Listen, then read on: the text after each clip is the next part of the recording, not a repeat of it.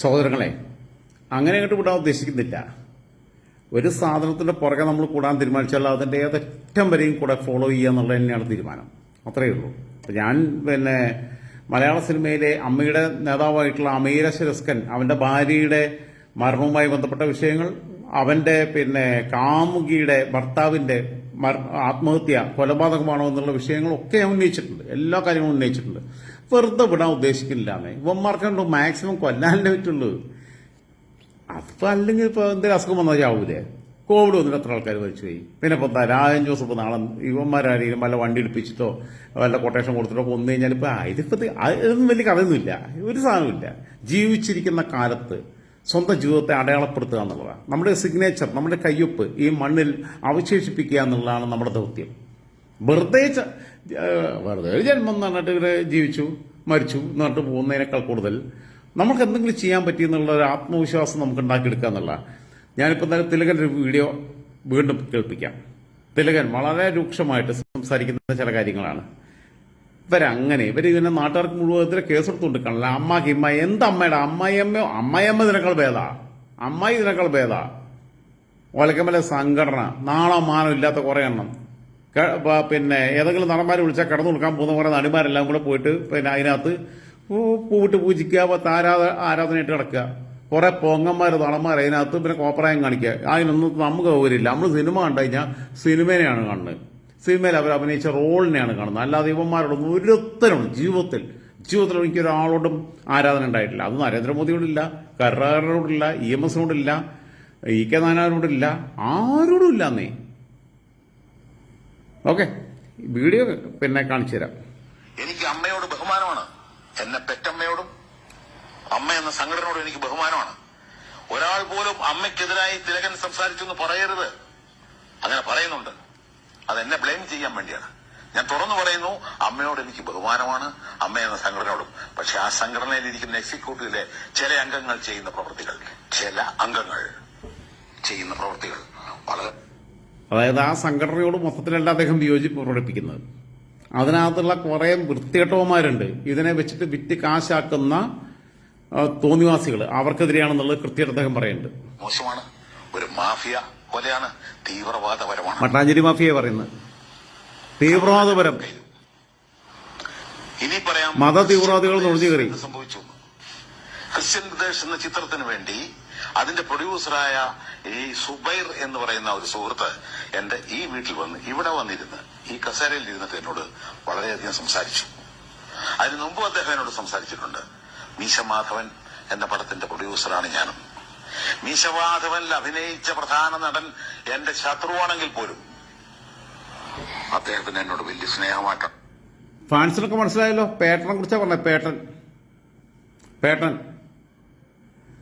എട്ടും പൊട്ടും തിരിയാത്ത പ്രായത്തിൽ ചെറിയ പെങ്കൊച്ചിനെ വളച്ചെടുത്ത് അവളാണെങ്കിൽ സിനിമയിൽ ഏറ്റവും നല്ല പീക്കിൽ നിൽക്കുന്ന സമയത്ത്, കരിയറിന്റെ ഉയർന്ന ഗ്രാഫിൽ നിൽക്കുന്ന സമയത്ത് എല്ലാം വിട്ട് ഈ പ്രണയത്തിന് വേണ്ടിയിട്ട് ഒരു കുടുംബിനിയായി, അയാളുടെ ഭാര്യയായി, അയാളുണ്ടായ കുഞ്ഞിന്റെ അമ്മയായി, ബാക്കിയുള്ള എല്ലാ കാലിപ്പുറം ഉപേക്ഷിച്ച് അങ്ങനെ അടങ്ങി ഒതുങ്ങി ജീവിക്കാൻ തീരുമാനിച്ച പെൺകുട്ടി. അടങ്ങി ഒതുങ്ങാന്ന് പറഞ്ഞാൽ ബാക്കിയുള്ള അടങ്ങി ഒതുങ്ങലല്ല എന്നുള്ള അർത്ഥത്തിലല്ല. ആ പെൺകുട്ടിയെ ചതിച്ചിട്ട് ഇവൻ കണ്ട എന്താ പറയാ വൃത്തികെട്ട നാടൻകോഴിയുടെ മാതിരി കണ്ടോരെ എല്ലാം പുറകെ നടന്നപ്പോഴാണ് അവൾക്ക് അഭിമാനബോധമില്ലേ മനുഷ്യന്. എനിക്കാണെങ്കിലും നിങ്ങൾക്കാണെങ്കിൽ ഉണ്ടാവില്ല. എനിക്ക് എന്റെ ഭാര്യ അങ്ങനെ പോയി കഴിഞ്ഞാൽ എനിക്ക് പറ്റില്ല. എന്റെ മുൻ ഭാര്യയ്ക്ക് ഞാൻ അങ്ങനെ പോയിട്ടുണ്ടെങ്കിൽ ചിലപ്പോൾ 10 വർഷം മുമ്പേ ഡിവോഴ്സ് ആവും ഞങ്ങൾ, ഇല്ലേ? അതൊക്കെ ആലോചിച്ച് നോക്ക്. ആശയപരമായിട്ടുള്ള ഭിന്നത ഉണ്ടാവുന്ന, അഭിപ്രായ വ്യത്യാസം ഉണ്ടാവുന്ന സ്വാഭാവികം.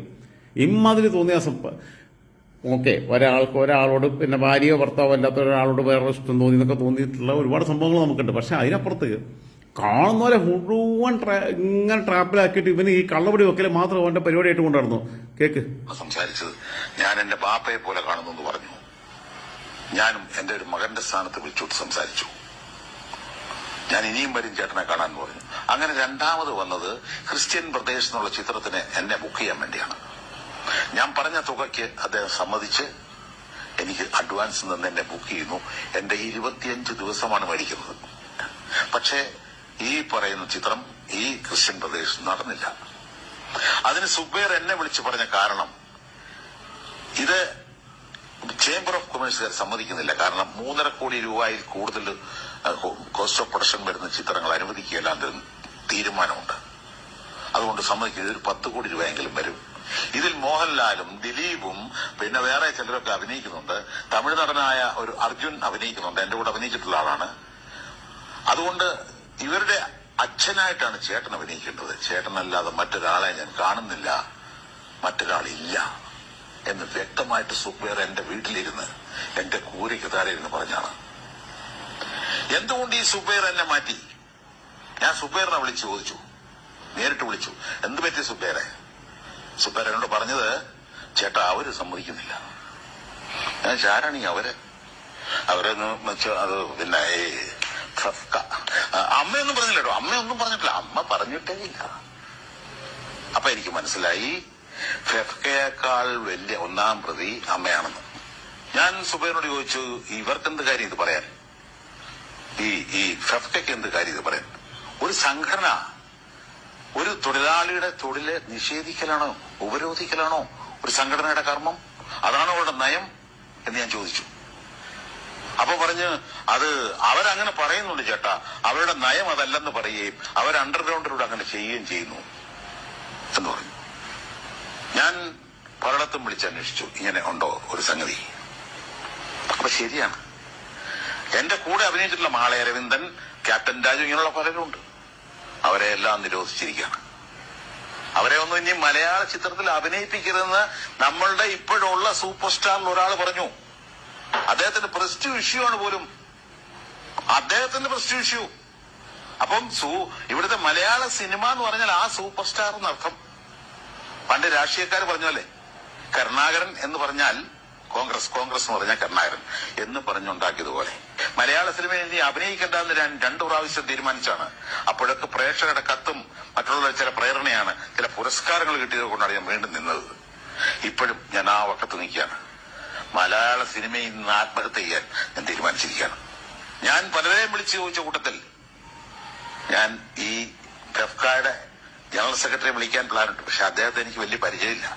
അദ്ദേഹം ഒരിക്കൽ നേരറിയാൻ CBI എന്നുള്ള ലൊക്കേഷൻ വെച്ച് എന്നെ എങ്ങോട്ടോ ഒന്ന് പരിചയപ്പെടുകയും ഞാൻ ആവശ്യപ്പെടാതെ എനിക്കൊരു ക്യാരക്ടർ എഴുതാൻ പോവാണ്, ഈ ക്യാരക്ടറിൽ ചേട്ടനല്ലാതെ മറ്റൊരാൾ അഭിനയിക്കാൻ നിൽക്കത്തില്ല എന്ന് വരെ പറഞ്ഞ ആളാണ്. പിന്നെ അദ്ദേഹത്തിന്റെ മുഖം മാറിയതായിട്ട് ഞാൻ പലരും പറഞ്ഞു കേട്ടു. ഞാൻ വിനയൻ എന്ന് പറഞ്ഞ സംവിധായകന്റെ പടത്തിൽ അഭിനയിച്ചതാണ് അവർ പറയുന്ന കുറ്റം. വിനയനെ സംബന്ധിച്ച് പലർക്കും വിപരീത അഭിപ്രായം ഉണ്ടാകാം. അദ്ദേഹം കുറ്റക്കാരനാണെന്ന് പറയുന്നവരുണ്ടാകാം, അല്ലെന്ന് പറയുന്നവരുണ്ടാകാം. അതെനിക്ക് പ്രശ്നമല്ല, അത് തെളിയേണ്ട കാര്യമാണ്. വിനയന്റെ പടത്തിൽ തിലകൻ അഭിനയിക്കരുത് എന്ന് പറയാൻ ആർക്കാണ് അവകാശം? ഞാൻ പ്രേക്ഷകരോട് ചോദിക്കുന്നു. അഭിനയിക്കരുതെന്ന് പറയാൻ പ്രേക്ഷകർക്കേ അവകാശമുള്ളൂ. എന്ന് നിങ്ങൾ തിലകൻ അഭിനയിക്കരുതെന്ന് പറയുന്നു, അന്ന് നിർത്താൻ ഞാൻ തയ്യാറാണ്. നിങ്ങൾ ഒരു കാര്യം മനസ്സിലാക്കണം, ഒരു നടന് തൊഴിലാണ് അവൻ അഭിനയിക്കാന്ന് പറയുന്നത്. പക്ഷെ എന്റെ ഫസ്റ്റ് മൂവി ഒലക്കമല പിന്നെ പരസ്യരുടെ കൂടി കയറി വന്നു ചെയ്തതിൽ 2 ഒഴിച്ച് ബാക്കിയെല്ലാം ക്യാരക്ടർ നായികയായിട്ട് തന്നെയാണ്. കയറി വന്നു. ഇനിയിപ്പോൾ ഒഴിവാക്കി ഞാൻ കാര്യം പറയട്ടെ. ഞാനിപ്പോൾ സമാനമായിട്ടുള്ള സാഹചര്യത്തെ ഫേസ് ചെയ്തിട്ടുണ്ട്. അപ്പം ഞാൻ പിന്നെ മുസ്ലിം ലീഗുകാർക്ക് ഇന്റർവ്യൂ തരും, കോൺഗ്രസ്സുകാർക്ക് ഇന്റർവ്യൂ തരും, CPM-കാർക്ക് ഇന്റർവ്യൂ പിന്നെ BJP-കാർക്ക് ഇന്റർവ്യൂ തരും.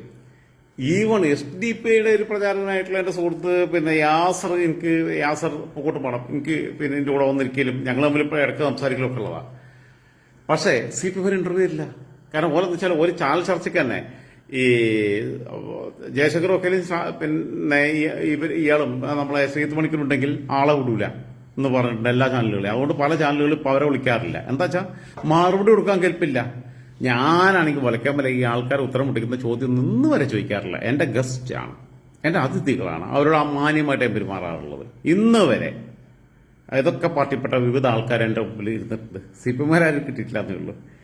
ഇവരുടെ അടുത്ത് ഞാൻ ഏറ്റവും മെയിനായിട്ട് കോൺഗ്രസ്സുകാരാണെങ്കിലും പിന്നെ ലീഗുകാരാണെങ്കിലും BJP-കാരാണെങ്കിലും ഒക്കെ സെലിബ്രിറ്റികളാണെങ്കിലും ഞാൻ ആ മാന്യമായിട്ടുള്ള രീതിയിൽ, കാരണം നമ്മളെ ഗസ്റ്റാണ്. അത് പിന്നെ പത്രസമ്മേളനമാണെങ്കിൽ തൊള്ളേ തോന്നിയ ചോദ്യം ചോദിക്കുക.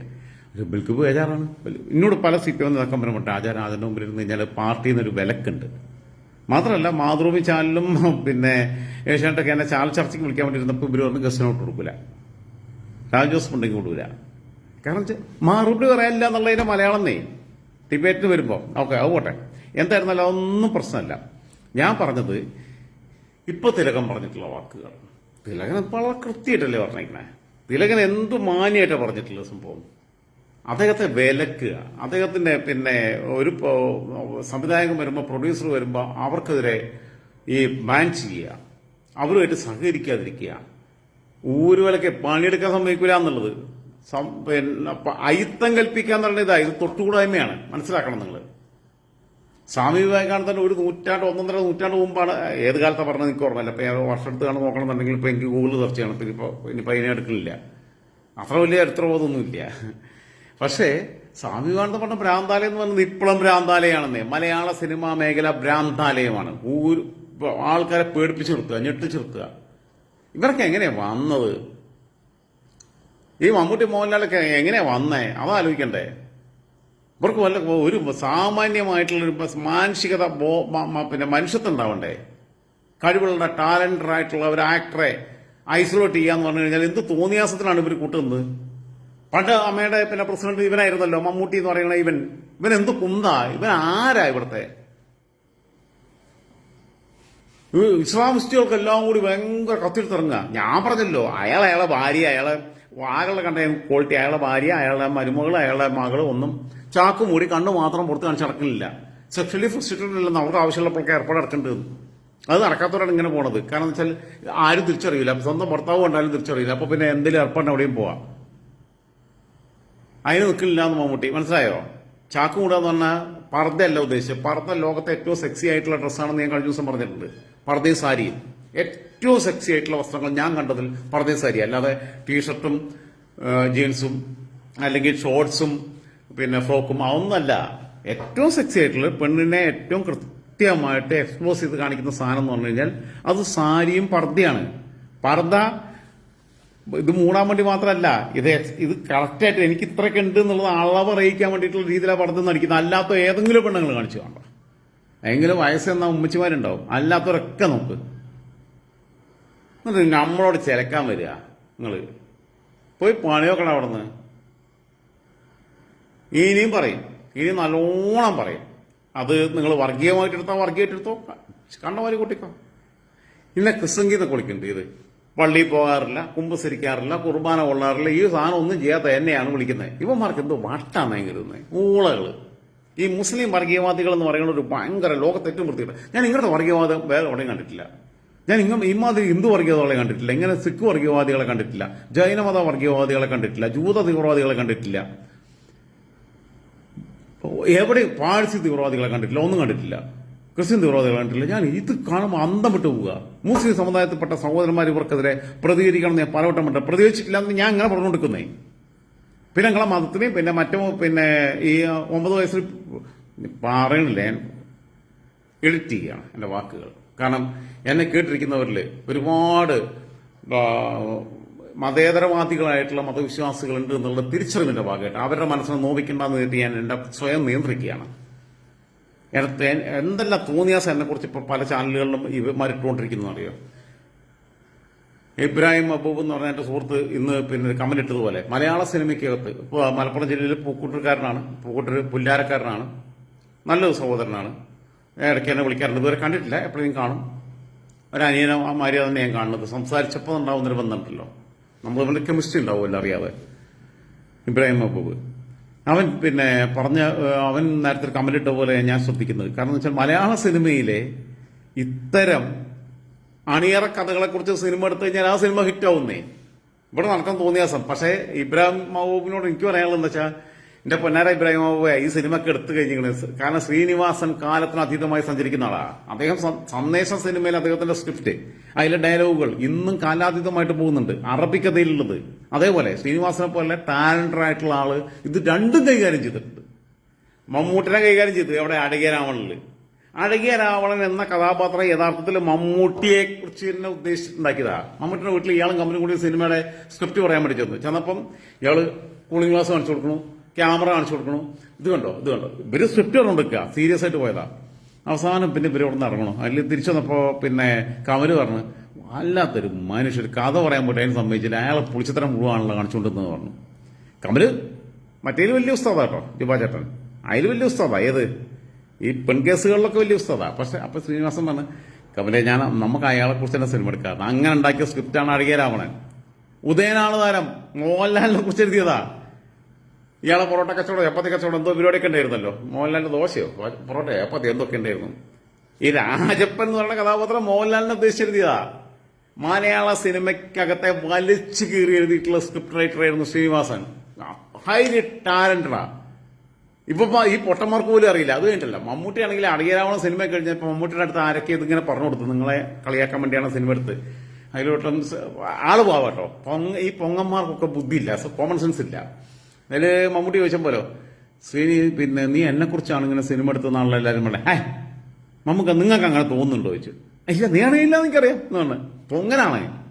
ബാക്കിയുള്ളിടത്തൊക്കെ പൊങ്ങും. ഏത് ഞാൻ പറഞ്ഞല്ലോ, ചിലരെ കാണുമ്പോ, ചില പെണ്ണുങ്ങളെ കാണുമ്പോ പൊങ്ങും. ആ പൊങ്ങൽ ഇനിയിപ്പോ നിർത്തും നമ്മള്, പരിപൂർണമായിട്ട് നിർത്തും. ഇവന്മാരൊന്നും മലയാള സിനിമയ്ക്കകത്ത് നടക്കൂല എന്നുള്ളത് എന്റെ ജീവൻ കൊടുത്താൽ ഉറപ്പുവരുത്തും. ഉറപ്പാ. പിന്നെ അഡ്ജസ്റ്റ്മെന്റിന് കൂടെ പെണ്ണുങ്ങൾ പോയിക്കോ. അത് അങ്ങനെ എത്ര പെണ്ണുങ്ങളുണ്ട്, മീഡിയ ഫീൽഡിലുണ്ട്, എല്ലാ ഫീൽഡിലും ഉണ്ട്. കഴിവില്ലാത്തൊരു അഡ്ജസ്റ്റ്മെന്റ് പോകും. മഞ്ജു വാര്യർക്ക് അഡ്ജസ്റ്റ്മെന്റ് പോകേണ്ട ആവശ്യമില്ല. മഞ്ജു വാര്യരുടെ ഡേറ്റിന് വേണ്ടിയിട്ട് ഇങ്ങനെ ക്യൂ നിൽക്കുക. കാരണം അത്രയും ടാലന്റാണ്.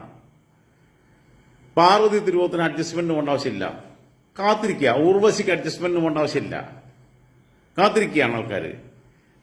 കഴിവില്ലാത്തവരെ അഡ്ജസ്റ്റ്മെന്റ് പോകും. കൂടെ കിടക്കാനും ബാക്കിയുള്ളതിനും എല്ലാത്തിനും നിന്ന് കൊടുക്കുന്നേ. ശരി എന്നാ തൽക്കാലം എന്താ പറയാ നിങ്ങളോട്. തൽക്കാലം വീണ്ടും കാണും വരേക്കും വണക്കം. ഓക്കെ.